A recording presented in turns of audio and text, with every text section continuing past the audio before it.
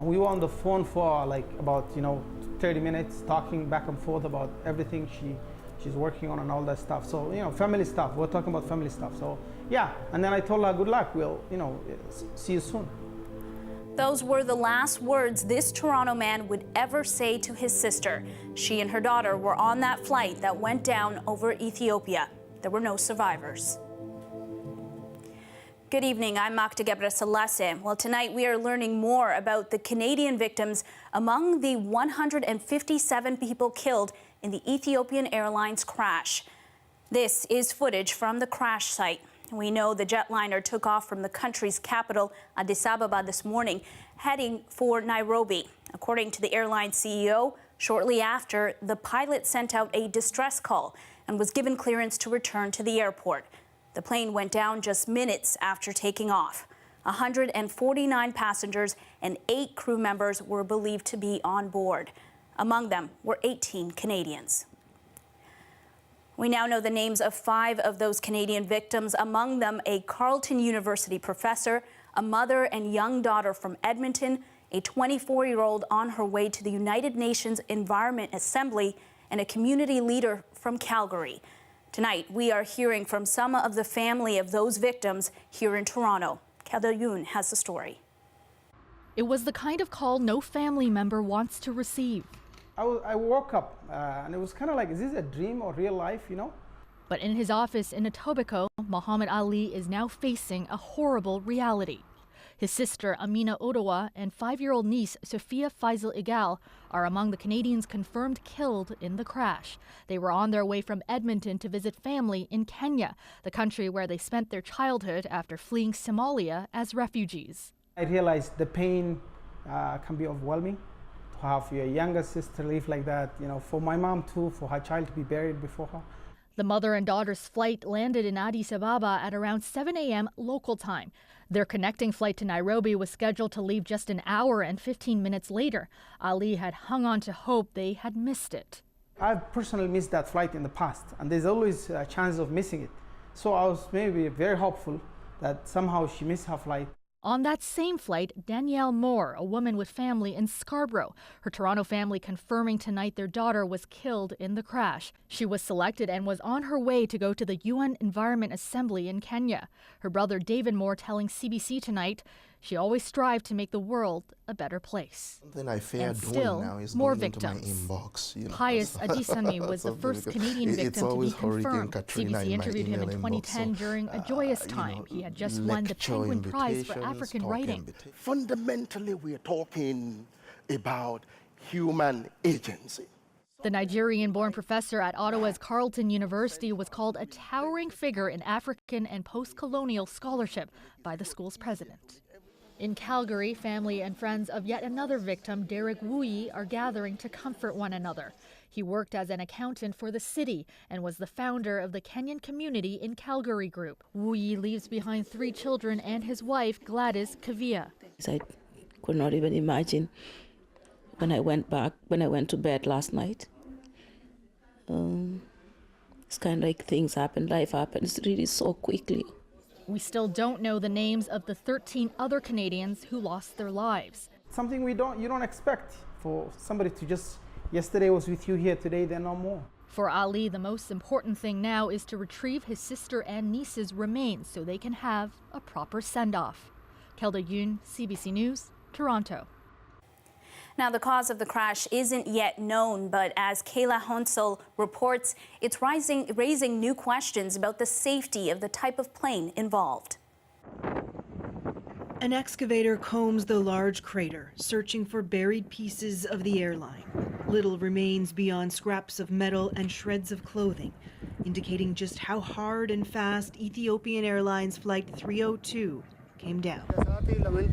It came directly from the sky downwards, says this witness. We heard a huge explosion. There was no fire before it crashed, but once it crashed, we saw a huge cloud of smoke. The plane, carrying 149 passengers and 8 crew, took off from the capital, Addis Ababa, at 8:38 a.m. local time. It was headed for Nairobi, but within minutes, the pilot, who is believed to have been very experienced, sent a distress signal. He received clearance to return to the airport, but just minutes later, the plane came down in a field about 60 kilometers from the runway. Family members rushed to airports in both Ethiopia and Kenya, desperate to find out what had happened. Robert Mutunda was waiting for his brother-in-law to arrive from Canada. We see people coming out. We were sure our relative was going to come out. After a few minutes, we saw some news on Facebook. Passengers from more than 30 countries were on board, including 18 from Canada, some believed to be traveling to a major United Nations environmental meeting scheduled to start tomorrow in Nairobi. We need to make sure that their relatives and friends who are meeting them at Nairobi Airport, who are supposed to meet them at Nairobi Airport this morning, are supported in the best way possible in this time of anxiety. State-owned Ethiopian Airlines is widely considered one of the best and safest airlines in Africa. After receiving the aircraft, we did the first maintenance check on February 4th, says the airline's CEO. It was a new and clean aircraft. The plane itself, a Boeing 737 MAX 8, the same model involved in another deadly crash just 6 months ago. 189 people were killed when a 737 MAX 8 flown by Indonesia's Lion Air plunged into the Java Sea minutes after takeoff. While it's too early to say what caused this crash, Boeing has issued a statement of condolence and sent a technical team to help with the investigation, all while emergency workers continue with the grim task of identifying the many victims. Kayla Hounsell, CBC News, London. Prime Minister Justin Trudeau offered his condolences today. In a statement, he said the government is providing consular assistance and working closely with authorities to gather further information. He continued, "We join the international community in mourning the loss of so many lives, including those countries who have also lost citizens in this devastating crash." And now it's time to take a look at our weather conditions with Safia Kambalia. Hey, Safia. Hi there. We're looking ahead to March break for those of you planning some travel destinations over the next little while. For many, March break involved a lot of wild temperature swings. This year, not so different than past years, maybe even a bit more extreme than others. We'll talk a little bit about how the winds will clear into the overnight period as well. You go from winter to spring, back to winter over this March break period. It's pretty stellar, though, when it comes to the mix of sun and cloud, and for some of you, even a little taste of summer.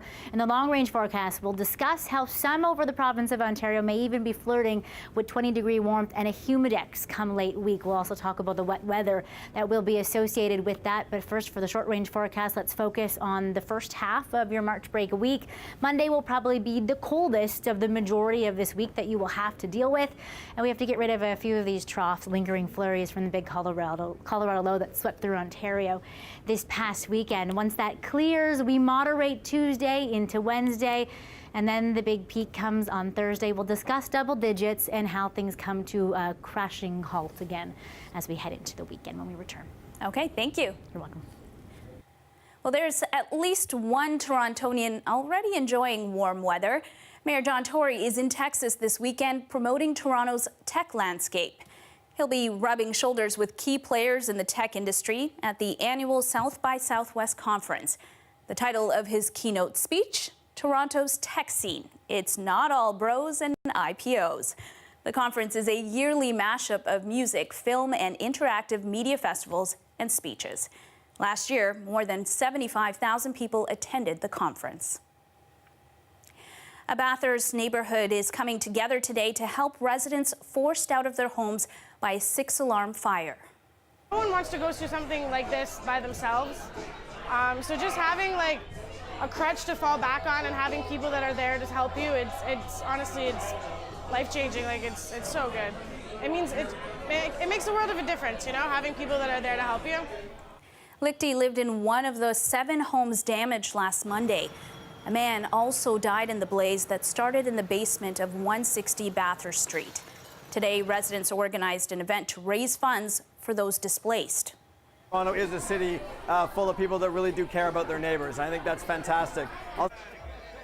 It was a packed house at the Paddock Pub who offered their space for the event. 50% of the funds from the bar goes to the displaced residents.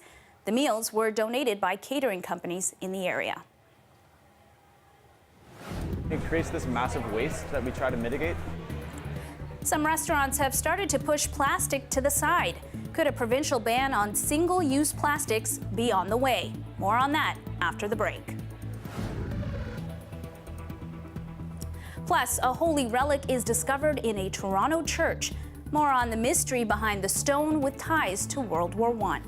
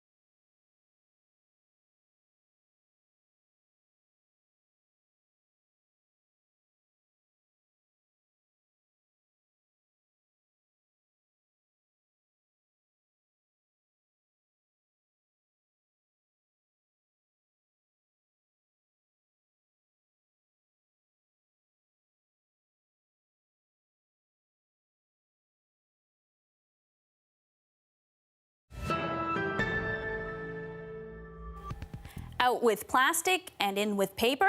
Well, some restaurants have already made that call. Now the Ontario government is floating an idea that could see a complete ban on single-use plastics. As Adrian Chung reports, the plan falls in line with waste reduction efforts already happening across the world. Sunday brunch madness, and the bartenders are running at full speed to fill the glasses. What they won't be putting in any drink are plastic straws. Not a lot of people use straws, and if they don't use the straws and it comes with it, they just toss off to the side, toss it on the floor, and it creates this massive waste that we try to mitigate. More and more restaurants and bars in Toronto are catching on to the no plastic trend, and they're now using paper bags, paper takeout containers, and of course, paper straws that are all recyclable. Now, the province is looking to back the idea. It's weighing the possibility of banning all single-use plastics like bags and bottles. Each person in Ontario generated nearly 1 ton of waste last year, and much of that garbage ends up in landfills and beyond. These get into the water. Eventually they break down into little pieces, which we call microplastics. Those end up inside the bodies of fish and turtles and everything else. And eventually they're in our bodies. And emerging science is telling us that we're full of microplastics now, and that's all because of this single-use plastics. The province's idea is in the early stages of consultation. The opposition NDP is ready to launch its own bill on eliminating plastics next week, seemingly one of the few ideas that's bipartisan at Queen's Park. This was an idea that had already been floated by the Liberals, to be honest with you, but there was a lack of decisive action. And I think that's exactly what we need to see here. It needs to be ambitious, it needs to be decisive. People working in the restaurant industry say there's been a sea change in customers' expectations. You notice it most from the guests. They'll say things like, wow, it's great that you have a paper straw. You have plastic, I don't want to take it. No, we have paper for you. So it's just sort of been a win-win-win. And in the dining room, not too many feel like they're missing out. Maybe 5 or 6 years ago, it was just really convenient, and now people understand, like, by using those single-use plastics, it's like affecting the environment heavily. Hopefully all restaurants and in general people, consumers, can support the idea and move towards being more sustainable. There's no clear timeline on when a legislative ban could happen, but for many restaurants, they've already started their own. Adrian Chung, CBC News, Toronto. 60 years ago, Tibetans rose up against Chinese occupation in a national uprising. Today, people marched in the streets of Toronto to mark the occasion. While Tibetans inside Tibet are still prepared to risk arrest, torture, beatings, prepared to light their own bodies on fire, prepared to send their children into exile, to record freedom songs, and to stand up proudly as Tibetans, we do not have the luxury of despair. The march started in Parkdale, also known as Little Tibet, and ended at Yonge and Dundas Square. Protesters chanted and carried empty caskets to honor the bodies of freedom fighters who died in Tibet. A mysterious holy relic discovered in a Toronto church inspired a priest and his parishioners to hunt for the truth. Their detective work ended in a churchyard thousands of kilometers away at a timely ceremony. Phil Lishanak explains.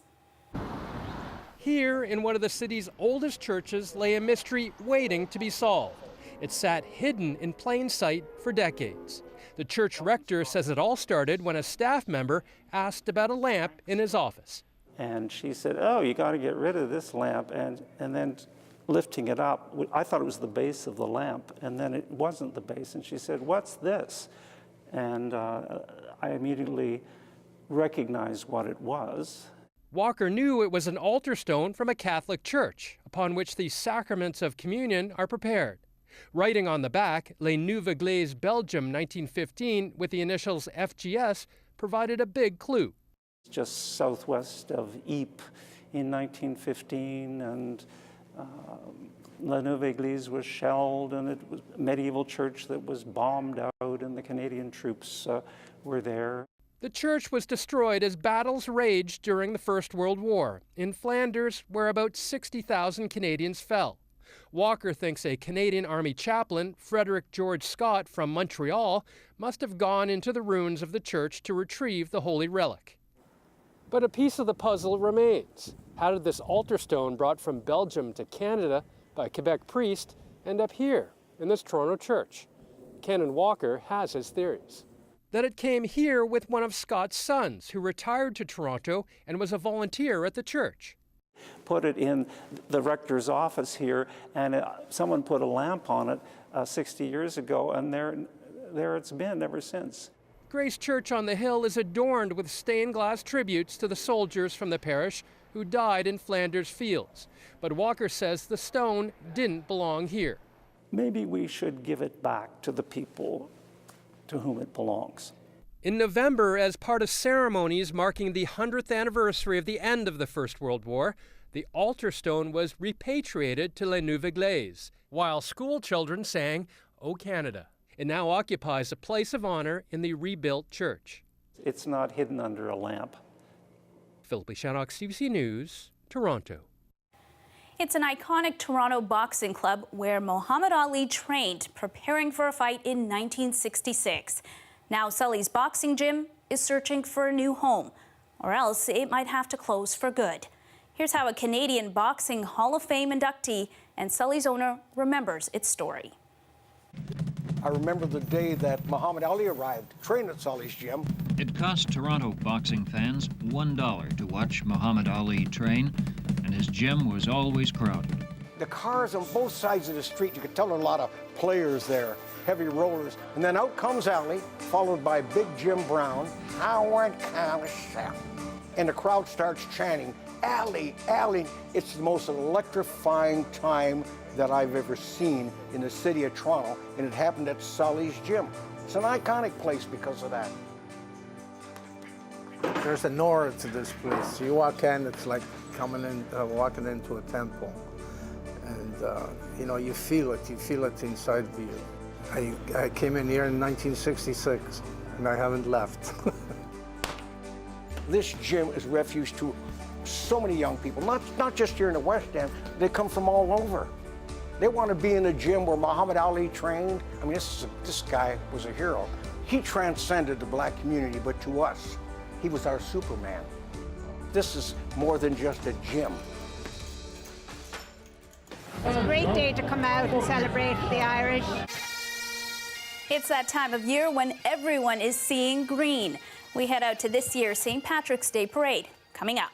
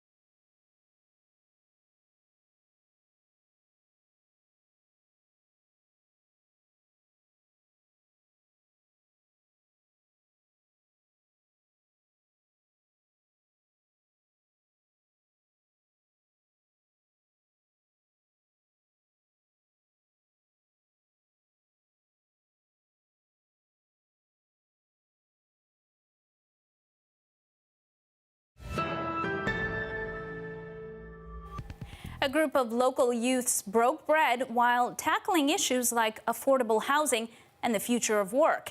This weekend marked the first ever dinner party for the Civic Action Emerging Leaders Network. Our Dwight Drummond was the keynote speaker.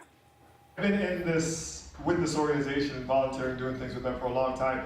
And what happens is I see you guys here, and then years later, I see you at City Hall, I see you at Bay Street, I see you just rising the ladder in our city. And I know that in this room, maybe the next mayor is here, maybe the next premier is here, but this is where it all starts. More than 100 young leaders attended the event. The organization has a network of more than 2,000 youths. Being a part of this collective of different individuals that are passionate and interested about issues that drive our city forward is something, to think about and something to be a part of. And what more, the food is delicious, so you can't ask more than that. The event is part of Civic Dish. That's a series of conversations being held across the region. Well, the St. Patrick's Day Parade took over downtown Toronto today. It was a dazzling display of Irish culture. We caught up with a few attendees who are happy to shatter some of those old myths. Have a look. It's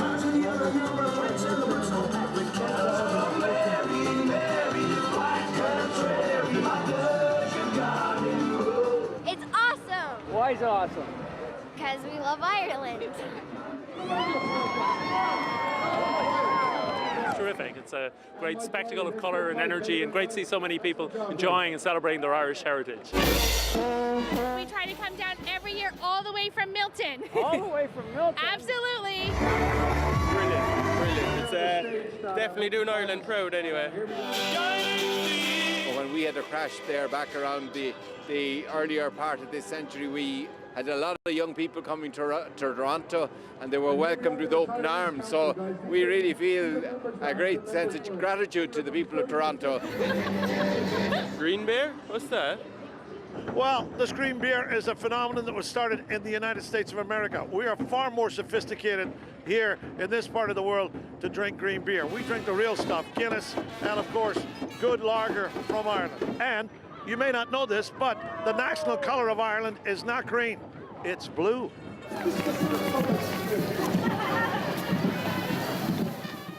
Well, we learned a thing or two over there. So, Safia, they were all layered up there, but you're promising some warm weather ahead, right? Yeah, and hopefully the luck of the Irish will be with us for not only a warm March break forecast, but maybe even squeaking out a dry one as well, as many of you will find. We talked a little bit in the short range about the first few days of March break. Let's focus on our day of warmth, our 24 hours of maybe even summer-like heat for some, double digits and then some. Some of you, especially in the southwest, will be flirting with 20-degree warmth and a humidex. Yes, some of you may have the rain to deal with as well, but get out and enjoy, even with the showers. Beautiful southwest flow. You may be able to sit on a patio even Thursday, and things do change rather quickly into late week. We will talk about that. Let's talk about where the warm-up comes from, though. It's part and parcel of this deepening low-pressure system stateside. It's over Texas right now. It's pulling up heat from New Orleans that will stream right into our neck of the woods. Gulf moisture along with Gulf heat that will make it is warm enough for rain as far north as the Nickel Belt, and they've had a ton of snow. So that's pretty rare right now, which is good for them. So you'll have the heat, you'll have the potential of some rain. It'll actually follow a pretty similar track to the big Colorado low that came through us this past weekend. But then things change rather quickly as you head into Friday, into Saturday, to seasonal or below. So you want to get out and enjoy while you can, because you're back down to below seasonal conditions and a taste of winter for Saturday. A reminder, your first few days of March break, we have moderate temperatures. And I say all of this because with these topsy-turvy temperatures, it will do a number to the amount of ice on many of our surfaces of our Great Lakes. So you want to be careful around the lake shores. We've had many reports of ice shoves and unstable ice surfaces. And then a quick update on the gusty winds that we had this past weekend. They will ease into the overnight period. So you'll have a fairly calm overnight period, and probably the coldest temperatures of the next few days will be Monday. But it'll be pretty livable, I think. All right, thank you. You're welcome. That is our show for tonight. Thanks for watching. You can stay caught up on news anytime on our website, cbcnews.ca. Have a great night.